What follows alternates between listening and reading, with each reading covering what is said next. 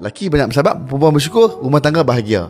Tapi kenapa setengah lelaki susah betul nak bersabar tu? Adakah masalah lelaki tu yang susah nak bersabar ataupun masalah perempuan tu?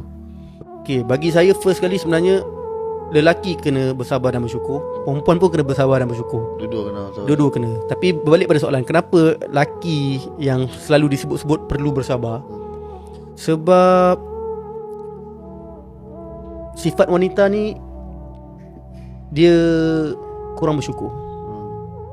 Dan Nabi SAW sendiri kata antara punca ramai wanita masuk neraka ialah tidak bersyukur dengan suami. Dan Nabi SAW pernah cerita tentang sifat wanita yang dia punya suami dah buat macam-macam kebaikan untuk dia, tiba-tiba suami tu buat satu keburukan, wanita tersebut terus melupakan segala kebaikan suami tersebut dan hanya memandang keburukan tu. Itu sifat wanita secara umum yang Nabi SAW bagi amaran untuk tidak jadi macam itu. Sebab perangai perempuan macam itulah, suami perlu lebih bersabar dalam mendidik mereka. Kadang-kadang isteri kita merajuk, kadang-kadang kita dah bagi isteri rasa tak cukup. Semua tu kita perlu didik dengan penuh kesabaran. Sangat penting.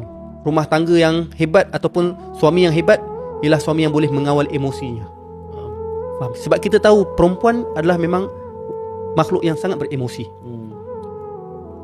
Tapi itu bukan keburukan. Bila kita sebut perempuan ni makhluk yang beremosi, benda tu bukan keburukan. Disebabkan mereka beremosi lah, mereka boleh sanggup korbankan masa malam mereka untuk jaga anak yang sedang menangis. Sebab emosi daripada anak tu kuat. Betul tak? Tapi kita perlu bersabar dengan emosi-emosi mereka yang mungkin terlajak, terlebih dan sebagainya. Sebab itulah lelaki perlu lebih banyak bersabar. Wanita pula kena lebih banyak bersyukur dengan pemberian suami. Kadang-kadang suami dah bagi cukup, cuma kita nak lebih. Sebab kita bandingkan dengan orang lain yang dapat mungkin lebih daripada benda asas. Sedangkan boleh makan, ada tempat tinggal, ada pakaian, cukup lah. Tapi kalau yang sampai kes semua benda dia yang buat, contohnya memang nafkah literally isteri yang buat, hanya menanggung biawak hidup. So perempuan yang sebegitu ada 3 pilihan.